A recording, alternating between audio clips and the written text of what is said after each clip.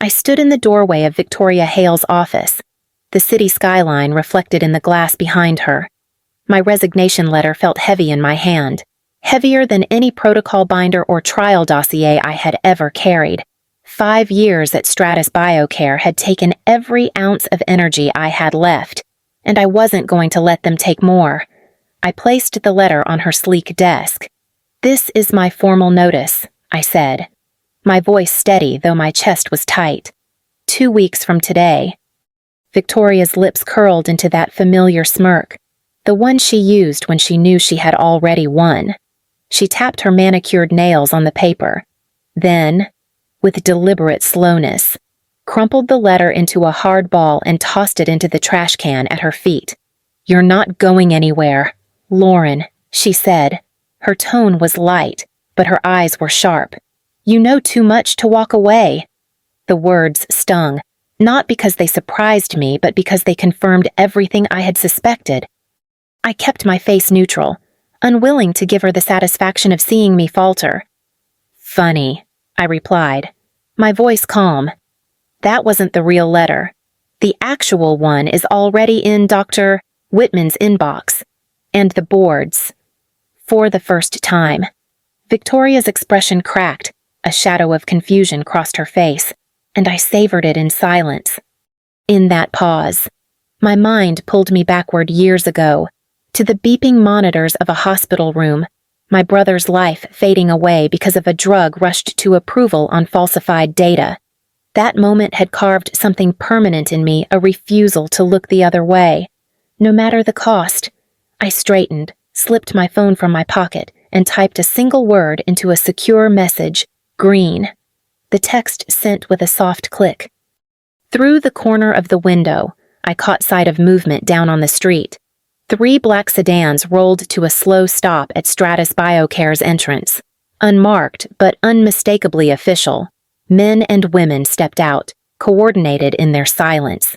I slipped the phone back into my pocket and looked at Victoria, who was still standing behind her desk, her confusion hardening into irritation. She had no idea that her grip on me was already slipping. And soon. She'd realized that the walls she built to contain me were about to collapse around her. The night I first saw the anomalies, I was alone in the data room. Trial K42 had been running for months, and the system was supposed to be clean, every data point locked and verified. Yet as I scanned the vitals, my stomach tightened. 2 patients, supposedly unrelated, had identical heart rates across 10 consecutive check-ins down to the decimal. Their oxygen levels matched too, like carbon copies pasted into the record. That wasn't coincidence. It was design. I traced the audit trail, fingers flying across the keyboard. The edits had been made after midnight, a time when the servers should have been idle. They showed as Stratus logins, but the access route pointed somewhere else, Novigan Trials, our contracted CRO. It was as if the fingerprints belonged to us, but the hands came from outside. The next morning, I carried the printouts to Victoria's office. She barely glanced up from her phone as I spread the pages across her desk. "These are manipulated endpoints," I said, keeping my voice low but firm. "Somebody is fabricating consistency where none exists." She skimmed the sheets, her eyes already glazed with disinterest. "Formatting errors. These things happen when systems sync overnight." I leaned forward. Identical vitals across unrelated patients are not formatting errors. "This isn't noise. It's fraud." Her gaze finally lifted, sharp and cool. "You're overreacting. Do your job, Lauren, and leave the rest to me." She gathered the papers in a neat stack and slid them into a drawer, the conversation dismissed with a flick of her wrist. I left her office with my pulse pounding. I'd seen this pattern before, though not in files. Years earlier, I had watched the monitors beside my brother's bed as his vitals flatlined. The drug he received had been approved on data later proven falsified, anomalies smoothed over until risk disappeared on paper.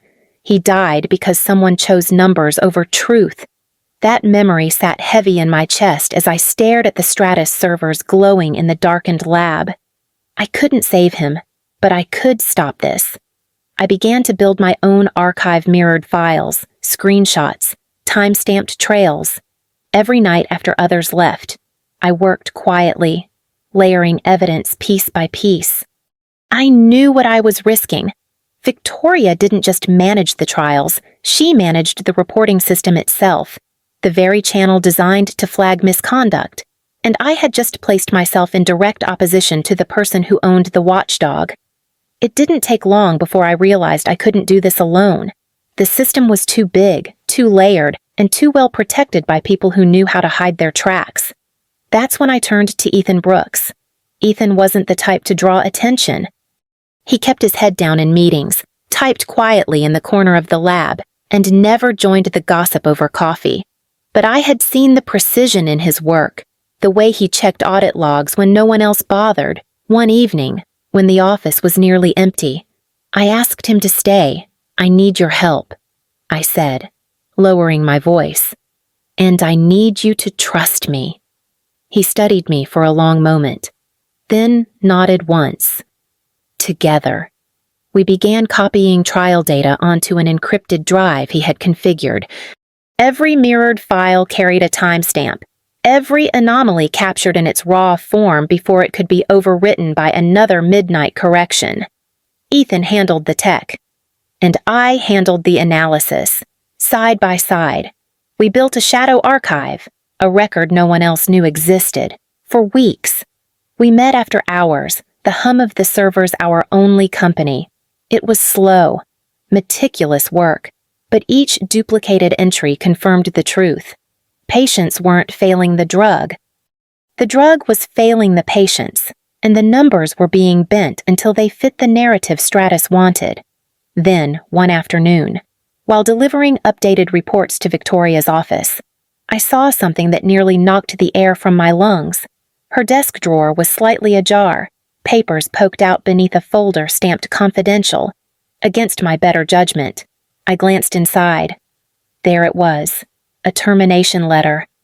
My name filled in neatly at the top, the text already signed with her sharp, practiced signature. The justification, repeated insubordination and disruption of operational efficiency. My pulse thundered in my ears. She was preparing to erase me before I could speak. My throat went dry, but my hands stayed steady as I pulled out my phone and snapped photos, proof of her plan. Another piece of the trail. I slid the papers back into place and forced my breathing calm before stepping out of her office. Ethan was waiting for me in the hallway. "You look like you've seen a ghost," he said quietly. "No," I whispered, clutching my phone. "Just my future, signed and sealed." And I knew then that Victoria wasn't only covering her fraud, she was already preparing my fall. Victoria's smirk lingered as if she could erase the sting of my words by sheer force of arrogance. She leaned back in her chair, arms folded. "You're not leaving, Lauren. Not now. Not ever." I let the silence stretch before answering, my lips curved in the faintest smile. Wait for the lobby call. Her brow knit for the briefest moment, but she waved me off like I was a child throwing a tantrum. I rose from the chair and walked out, my pulse steady. The phone in my pocket vibrated once confirmation that the signal had been received. Downstairs, through the atrium glass, I could just make out the commotion beginning. 3 figures entered the lobby with quiet authority. At their head was Agent Megan Torres, badge glinting as she moved with the kind of certainty that didn't require raised voices. 2 investigators flanked her, each carrying slim, black cases. The receptionist's voice faltered as she tried to follow protocol. "Do you have an appointment?" she asked, her hand trembling as she reached for the visitor log. "We have federal orders," Torres replied evenly, sliding a folder across the desk. "Immediate access to all clinical trial records. Trial K42 is priority." I watched from the mezzanine above as the receptionist swallowed hard and called upstairs. Around her, employees slowed their steps, whispers passing from one to another. Heads turned, Phones were lifted discreetly to capture what they could. The security desk lit up with blinking lines. One guard picked up, listened, and glanced toward the staircase. His expression tightened as he relayed the message upstairs. Minutes later, in Victoria's office, her phone rang. She answered sharply. I stood in the doorway, catching her reaction. They insist, Ms. Hale. The guard's voice crackled faintly through the receiver. They say it's urgent. FDA, OIG. Victoria's knuckles whitened around the handset. She slammed it down and turned toward me, eyes burning. What did you do? I didn't answer. I didn't need to. Her own reflection in the glass walls told the story well enough the cracks in her control were beginning to show. Outside, the sound of footsteps echoed as security prepared to escort her to the lobby. Victoria's heels struck the marble floor like gunshots as she stormed down the staircase, two security guards struggling to keep pace. From the mezzanine, I followed, my steps slower, deliberate. The hum of whispers swelled as employees pressed closer to see what would unfold. Tell them I'm busy, Victoria snapped as she pushed past the guards and into the lobby. Her voice ricocheted through the glass atrium. Agent Megan Torres didn't flinch. She opened her folder, produced the signed federal orders, and held them out. This is not a request. Ms. Hale, preservation of all trial records, effective immediately. Victoria's face drained of color, though she tried to cover it with disdain. You don't walk into my company and dictate terms. She pivoted sharply toward the IT hallway, her hand already reaching for her badge. Uniformed security moved in, cutting her path. The air grew taut. Victoria's eyes darted to the servers behind the frosted glass doors, the drives she had trusted to keep her scheme intact. For the first time, she looked cornered. This is obstruction, Torres said evenly, her voice carrying just enough steel. One more step and you'll add charges you can't talk your way out of. The weight of the moment settled. Victoria froze, caught between her instinct to fight and the reality pressing down from every side. Her shoulders stiffened, and for a heartbeat. I thought she might bolt anyway, but the guards flanked her, steering her back toward the lobby's center. Glass walls reflected her pale face, the sharp angles of her jaw trembling despite her effort to hold them steady. Phones lifted discreetly around the atrium. No one dared speak. But the silence itself was damning, the image of her once untouchable, now being guided out by security, would travel faster than any press release. I stood a few steps back, watching without triumph. There was no victory in this. Not yet. Powerful people didn't collapse in a single blow. They clawed, they dragged others down with them, they called in favors hidden in shadows. As the glass doors closed behind Victoria and the murmur of the crowd filled the space she left behind, I felt the tremor ripple through me. Her downfall had started, but I knew well enough that the real danger often came after the first fracture. The morning after Victoria was escorted out, Stratus BioCare's official statement hit every financial wire. My name was plastered across it in bold implication, a disgruntled employee, fabricating claims of data manipulation in retaliation for poor performance. Reading those words, I felt the trap closing. Overnight, my credibility was under attack. By mid-morning, the stock price dipped only slightly, as though the market had already decided who to believe. Whispers filtered through the hallways, and I could see it in colleagues' eyes, doubt seeded with just enough malice to take root. When I entered the boardroom that afternoon, the air was thick with the scent of polished wood and calculation. Dr. Whitman sat at the head of the long table, composed as ever, his hands folded in a gesture of patience that felt more like warning. Several board members leaned forward, their voices low but insistent. We need to distance ourselves from her. One muttered, protect shareholder value. The phrase rolled around the table like a contagion shareholder value. I sat there, a single voice against the machinery of money, My evidence felt suddenly fragile, and I could almost see the decision forming: terminate me, erase the noise, stabilize the numbers. Then a chair scraped at the far end of the table. Edmund Carrington rose, his frame tall, his voice calm but resonant enough to command the room. He wasn't just another investor. He was one of Stratus's most significant backers, the kind of man no one dared interrupt. "My daughter," he said, pausing as every eye turned. "She participated in trial aged 17 last year. She lived because Lauren Mitchell flagged inconsistencies in her dosing schedule. If she hadn't, I would have buried my child." The room froze. His words carried the weight of lived truth, heavier than any press release or stock chart. He swept his gaze across the table. "Fire her, and you lose my fund. And I assure you, others will follow." The silence that followed was absolute. Even Whitman's practiced calm faltered, his jaw tightening ever so slightly. The decision that had seemed inevitable moments before dissolved in Carrington's shadow. I sat straighter, the tremor in my chest easing. For now, I still had a seat at the table, and I knew the time had come to turn survival into retaliation. The following morning, I walked back into the boardroom carrying a folder that felt heavier than any binder I had ever assembled. Every eye followed me, some sharp with suspicion, others weary with dread. "Doctor," Whitman gestured for me to sit, his tone smooth as silk. "Let's clear this up quickly. Ms. Mitchell." I opened the folder and spread the first set of documents across the polished table. "These are mirrored server logs from trial K42, I said. Every file has a timestamp. Here you can see the original entries, and here the edits made well past monitoring hours."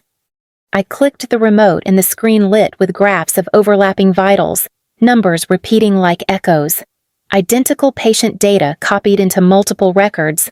Not once, but across the trial. The anomalies didn't happen by chance. They were engineered. Murmurs rose. A board member shifted uncomfortably, clearing his throat. Another leaned forward, squinting at the lines of code projected above us. I pulled out the next set of documents' emails. Victoria's clipped language appeared on the screen. "Ensure endpoints harmonized before readout. K42 cannot afford variance." Gasps rippled around the table. Agent Torres, seated near the head of the room, slid her own folder open. "And here," she said, placing bank records on the table, "are wire transfers from Novagen to a shell company controlled by Victoria Hale. Large sums routed just days before every quarterly readout." The color drained from more than one face. For a moment, the only sound was the faint tapping of fingers against wood. I looked toward Whitman. He sat poised, mask intact, but his index finger drummed a rhythm on the armrest, betraying a tension he hadn't shown before. His eyes, sharp and calculating, moved too quickly over the papers, as though searching for a thread that might unravel him as well. The boardroom felt like it was tilting. I had shown them the forged numbers, the manipulated records, the money trail. Victoria was finished, her web exposed in daylight. Yet Whitman's composure unsettled me more than the panic of the others. It wasn't the look of a man blindsided. It was the look of someone bracing for what might come next. The International Clinical Showcase was supposed to be Stratus BioCare's crown jewel. The atrium had been transformed into a gallery of polished displays, glowing screens, and staged models of life-saving breakthroughs. Investors mingled with physicians, sipping champagne while cameras rolled. I stood at the edge of it all, a guest no one expected to see. When the lights dimmed for the keynote, I pulled my phone from my jacket and tapped the sequence Ethan and I had prepared. Screens across the hall flickered, instead of glossy marketing reels. Raw data filled the display's duplicated vitals, overlapping charts, and Victoria's own words ordering endpoints to be harmonized. Gasps rippled through the room as investors leaned forward, recognizing their own trial codes. At the same moment, the heavy doors swung open. Federal agents poured in, Megan Torres at their lead. Their presence cut through the chaos like a blade. "This facility is under federal investigation," Torres announced. "All personnel remain where you are." Reporters scrambled to capture the scene, cameras flashing like strobe lights. I kept my gaze steady on Victoria as agents approached her. She tried to pivot, voice rising in protest, but her words collapsed into silence when the cuffs clicked around her wrists. Gasps turned into a murmur of disbelief. For years, she had been untouchable. Now she was a spectacle. Across the room, Dr. Charles Whitman stood frozen near the stage. His practiced calm drained as Torres spoke again. "Further investigations will include executive knowledge of falsified data." His jaw clenched, but he didn't move. The room had already shifted against him, the weight of scrutiny settling like iron. I should have felt triumph as I watched Victoria led past the shocked crowd, but what I felt was heavier. This was justice. Yes, but it wasn't the whole of it. Fraud on this scale wasn't born from a single vice president. It was rooted deeper, tangled in boardrooms and hidden partnerships. As agents secured the floor and reporters shouted questions, I knew this was only the beginning.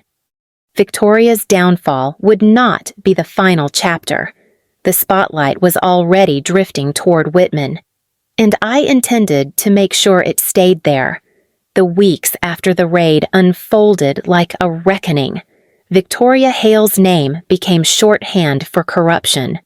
Her frozen accounts, seized properties, and front-page mugshots told the story better than any testimony I could have given. She wasn't just out of Stratus. She was erased from the industry she once ruled. Dr. Charles Whitman fared little better. The board called his exit a retirement, but the subpoenas landing on his doorstep told the truth. The man who had built a career on polished charm now spent his days answering questions in sterile conference rooms, his legacy unraveling thread by thread. In the middle of the storm, the board approached me with an offer an executive title, a lucrative salary, and a chance to stand at the helm of what remained. It was meant to buy my silence, to fold me back into the very machine I had broken open. I turned it down. Instead, I used my severance, my evidence, and the trust I'd built with people who still believed in integrity to launch something new, Mitchell Integrity Labs. I filled the space with the very people Victoria had silenced and discarded the QA staff who once whispered doubts, the analysts who had been pushed aside for asking too many questions. Together, we built an environment where truth wasn't negotiable, where data couldn't be bent to please shareholders. On the day we opened, I stood before a modest crowd, colleagues, patients, even a few investors who still valued honesty. My hands didn't shake as I spoke. They thought they could own the truth. I said, my voice carrying across the room. But authentic data, like authentic lives, always speaks louder. What we build here won't just survive scrutiny, it will demand it. The applause wasn't thunderous, but it was real. And in that sound, I heard the beginning of something stronger than revenge, because revenge wasn't Victoria in handcuffs, or Whitman in disgrace. It was this building a legacy they could never corrupt, creating a foundation no lie could penetrate. And as the room rose to its feet, I felt it fully for the first time. My story no longer belonged to them. It was mine again.